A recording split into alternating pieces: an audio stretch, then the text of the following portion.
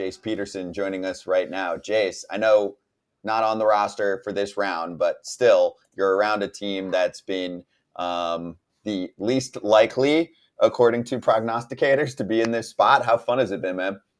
It's been a blast, man. This team is, last year I remember talking to Yelich towards the end of the year. We ended with Arizona. They came to us and they actually swept us. I remember saying this team's really, really talented. The way they play the game. Obviously, I think the trades that they made, especially in the bullpen, to kind of shore those things up. It's a pretty special team to watch, just the way they play. Everybody's fast. I think that's the main thing with our game is just continuing to put pressure on teams. And it's a deep lineup. Everybody in that lineup is giving you good at bats, quality at bats, and then once you got horses like Merrill and Gallen at the top, man, it's tough to beat. Did you hold on before we get into it? As we show all these homers off my guy Lance, poor guy. Jace, did you jump in the pool? Of course. We got to do it twice so far, so it's been fun.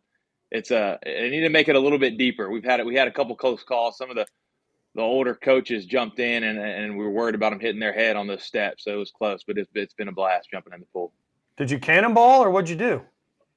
When we first made it, I did a cannonball. The last one, we just kind of all jumped in, a bunch of us.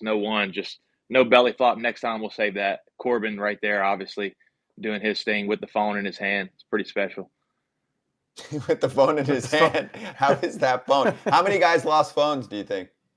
Oh, I would say Corbin for sure. Other than that, I'm really not even sure. I left mine in the clubhouse.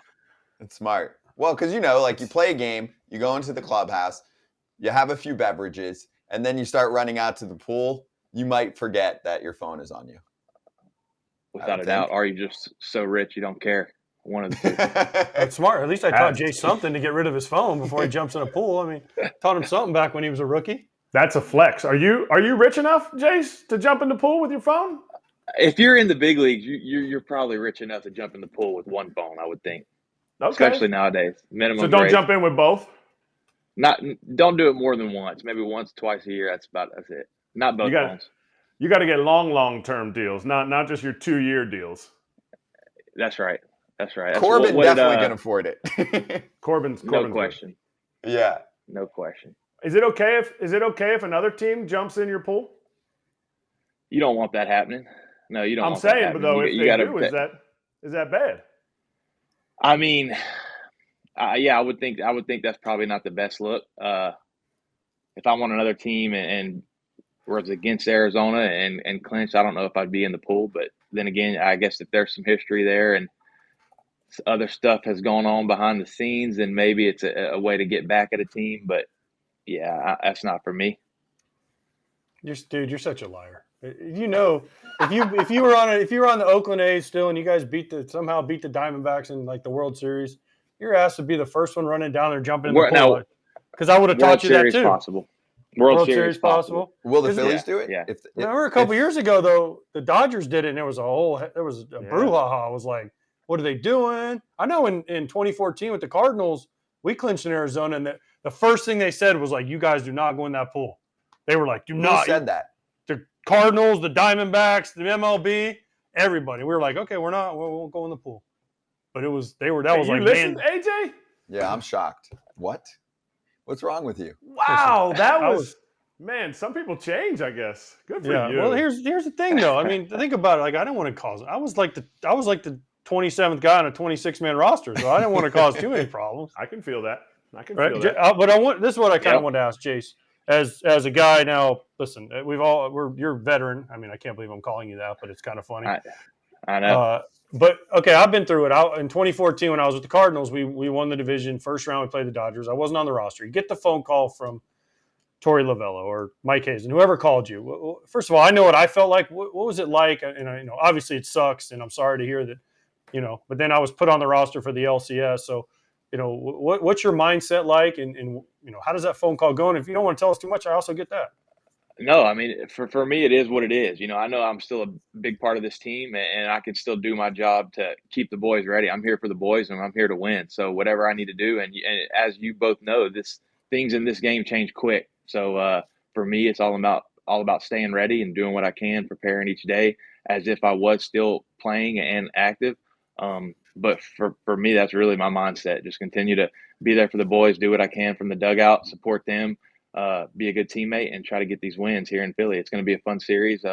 Everybody keeps talking about the fans, and obviously we know that this is a hostile environment, but at the end of the day, we're ready to go play and go strap it on wherever we're at.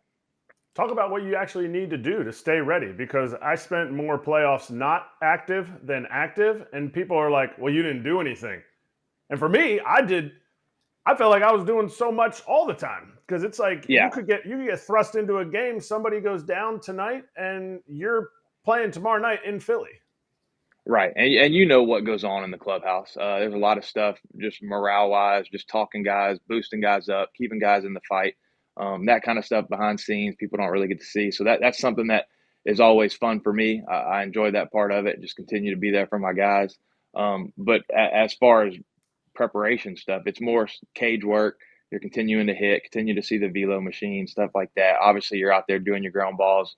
You still do all your same prep work, continuing to do all that and stay on top of that. And the hardest thing is just kind of stay in the rhythm of the game with pitching. Not seeing live pitching is tough. Fortunately, when we do have those off days, we're able to see those guys that need to throw for us and get some live at bats. So that always helps.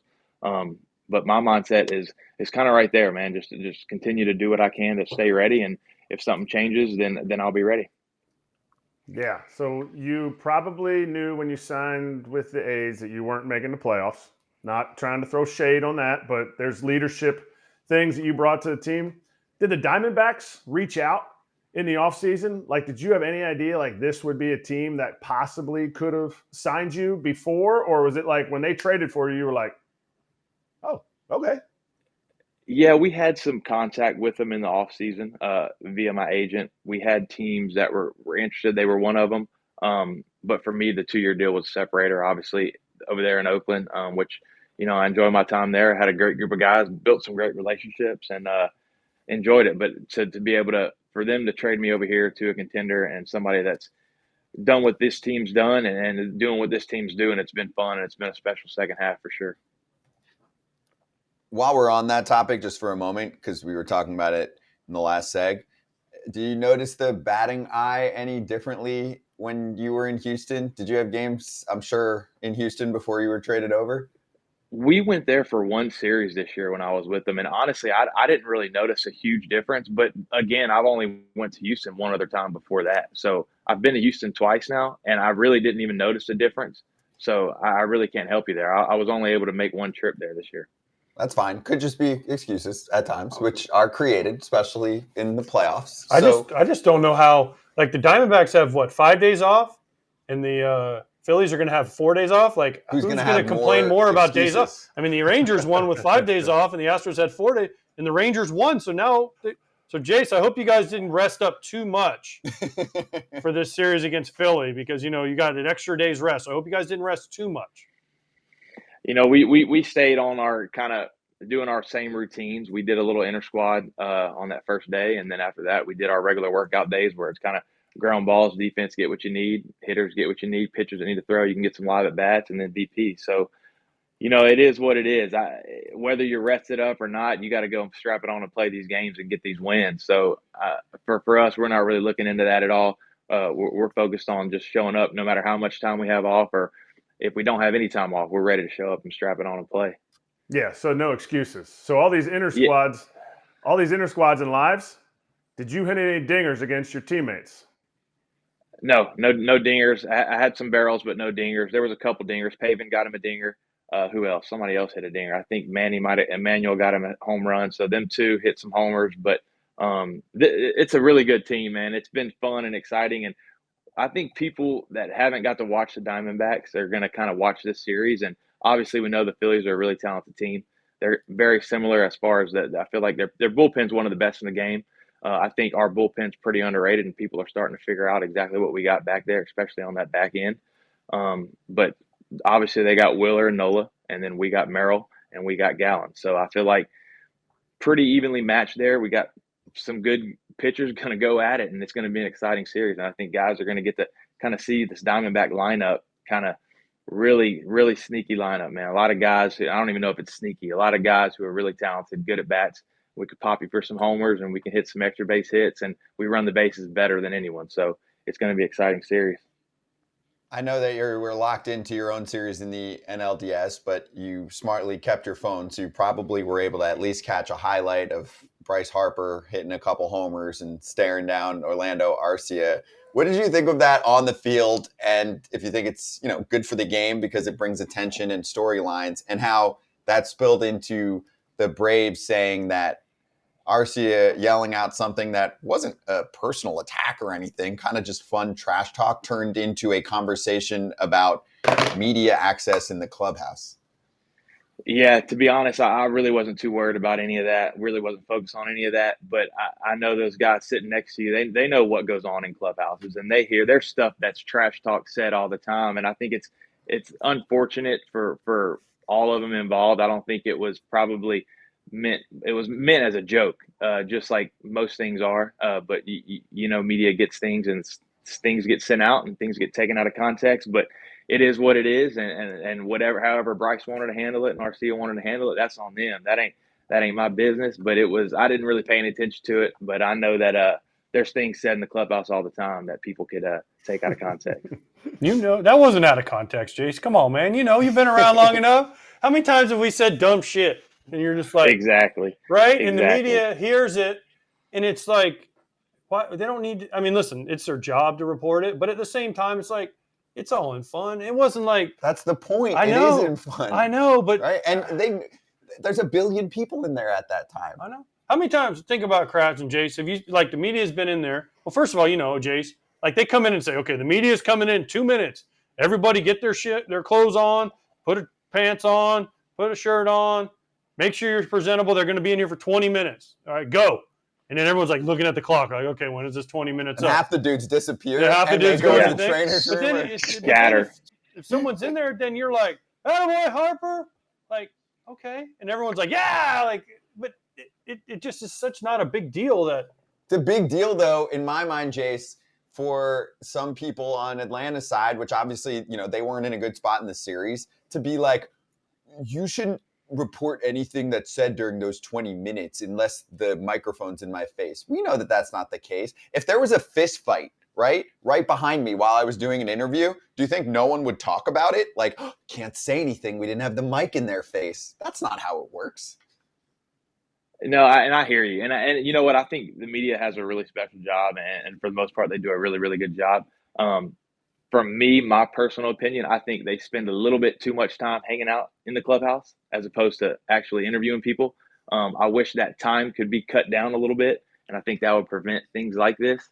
There's a lot of times, as y'all know, that you're in there and they're in there for 30, 40 minutes standing around, and then for 5 minutes they do an interview. So it's like they get to see and hear a lot of things, and it's unfortunate the things that don't need to be said that slip out, but it is what it is, and they're going to do what they do. But I wish that was something. I wish that they would look to kind of cut that time down, where the locker room's for the players. It's not for the media to come and hang out, in my opinion. So, like, media can come do their job, but we got to cut that window down because it seems to me like it's a little bit too long.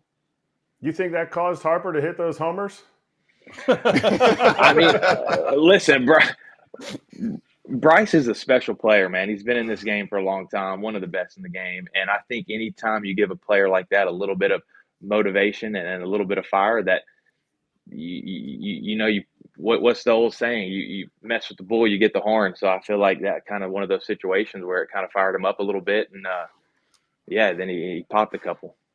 Jace, as a former player and now a media member, I completely disagree with what you said about the time because, you guys all go hide in the back, and I just need to talk to Jace Peterson, and I can't get a hold of him because he's back there getting a massage or whatever it is you guys do in the back now that's changed in the last 10 years. But, if you guys would just come out, we could get our story because as a former player, I used to get pissed. I would take that negotiation in a second. Well, no, but I used to get pissed. And I don't know, Jace, I was this still bitter when I was playing with Jace, but like a reporter would come in and he'd pick up like the newspaper and he'd be like they'd pick up the newspaper off the desk and I'd walk by and I'd just grab it out of their hand and be like, nope, not for you. Or they'd be watching TV and I'd walk by with the remote and turn the TV off. I'm like, not for you. Right? But now is that person?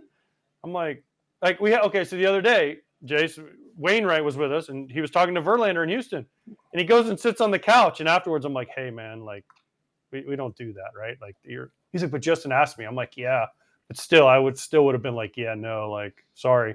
No, I get it. It's supposed to be a safe place, but then come out, like, dude, get all your boys, get Corbin Carroll to come out and talk for 2 minutes, get freaking Alec Thomas to come out, get Gallen to come out, get him to come out, and then guess what? Those guys will get the hell out of there. Correct. Yeah, but they're doing everything that you showed us to do. You and Kratzy told us, man, when the media comes in there, y'all scatter. I know. See, I'm on the other side now. I'm on the other side. You can't backtrack it now. You can't have it both ways. Now. Yeah, nope. You can't backtrack it. All right, I've got one on motivation.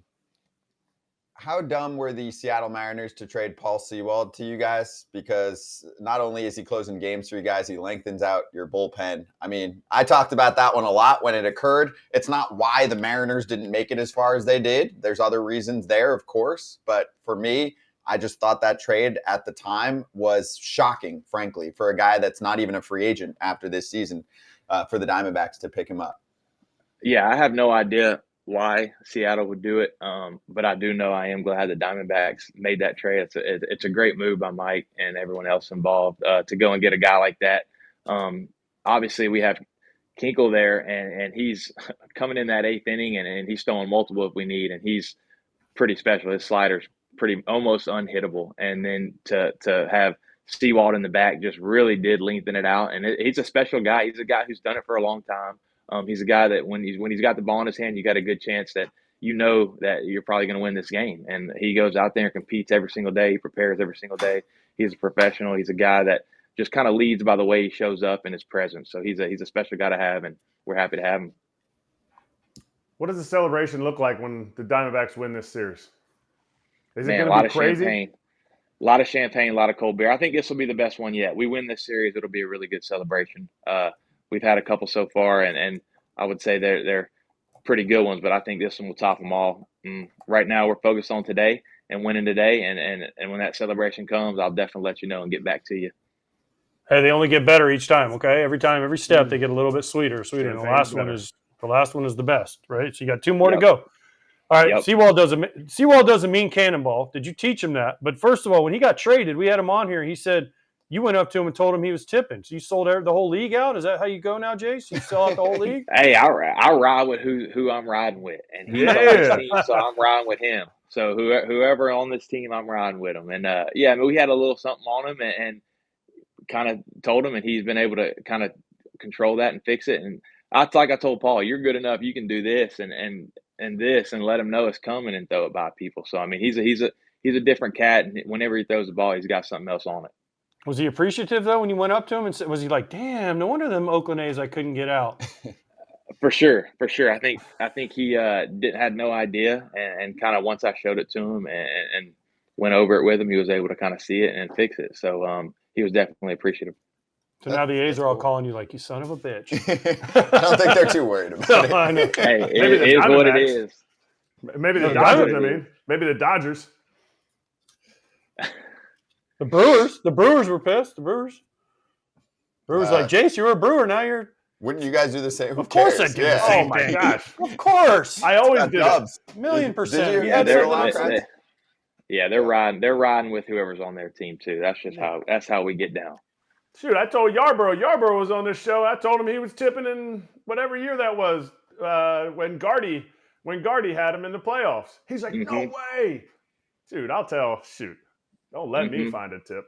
And now y'all know nowadays with analytics, man, there's people dedicated on each team that are looking for things like any type of stuff. So that's something that's in the game, and whether it's trying to get them at second, whether it's getting them in gloves, whether it's getting them on positioning, there's all kind of stuff out there. So you got to be aware and you got to be on it.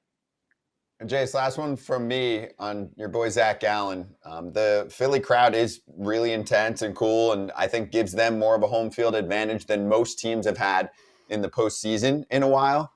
Is there anyone that cares less about that than Zach Gallen? I mean, he's from the area. He's a tough dude. He likes pitching with a chip on his shoulder. I mean that in a positive way, like where he goes in there and maybe even thrives off of that, where many others have looked, pretty shook, I would say. Yeah, no, I don't. I think you hit it right on the head. I don't think he's bothered by it. I think he's a guy who kind of thrives off of it. He likes that environment. He's ready to go each and every day, and I think you're going to see a really focused Zach Gallen tonight, and somebody who can really dominate the game. He takes it over, and once he gets in that zone, man, he's really special. He can do a lot of different things, attack you a lot of different ways, but he's coming at you. I mean, he's not scared, and I think that's what separates those guys at those ones and twos. They're coming at you. Hey, Jace, Moreno okay? Is he's okay? He's good? He's okay. He's okay. Because I don't want to see okay. you have to get back there behind the plate. I've seen that tired skit. I only had to do it a couple times, and I will if I need to. But no, I think Christian Walker would be our number 3 if we needed it. I know he used to catch, so he's athlete. I think he could be back there and handle it just fine. He's from the Northeast too, so he's tough. Oh my God, dude, that was one thing I was going to say. Gallen's tough because he's from New Jersey. Oh, he's so tough. All right, well, you said it. You said it twice. No, Scott said it. He's shooing me off. I didn't say a word. So, Jace, last thing, and we're going to get off baseball here for a second. How long after the Diamondbacks win the World Series until you're in a duck blind or a deer blind? Oh, a day or two. Maybe a little bit longer this year. I got to get a little small procedure at the end of the season, and then so maybe a week or two, but that'd be about the most. Okay, I was going to say, because you're missing like quality hunting time right here. I mean, this is like it. There's only one other thing I'd rather be doing right now, and that's baseball. Other than that, I'd be in a deer stand or duck blind, no question. All right, just checking. I know you can't take him out of Louisiana. No, you playing hurt. One day, one day, Jace will invite me to go duck hunting. One of these days. I mean, after all we've been through together, all the ups and downs, and one day he'll say like, "Hey, why don't you come to Louisiana?" He's getting a procedure. Send him something nice. Okay. Yeah, all you got to do is show up. Kratzy came out there and shot some ducks with me. You should have came. He did? I did. No, I'm playing. But he's ready. Kratz is scared of guns. What are you talking about? Can't get none. Y'all got to come. Open invite, man. Y'all got to come. All right. I'm going to hold you to that one. Come on. All right, Jace. Have a great time. Enjoy the game. And good luck to your boys, all right? Yep. Appreciate y'all. Y'all have a good one. Thanks, too. Buddy. Thanks, Jace. Be the best cheerleader you can be.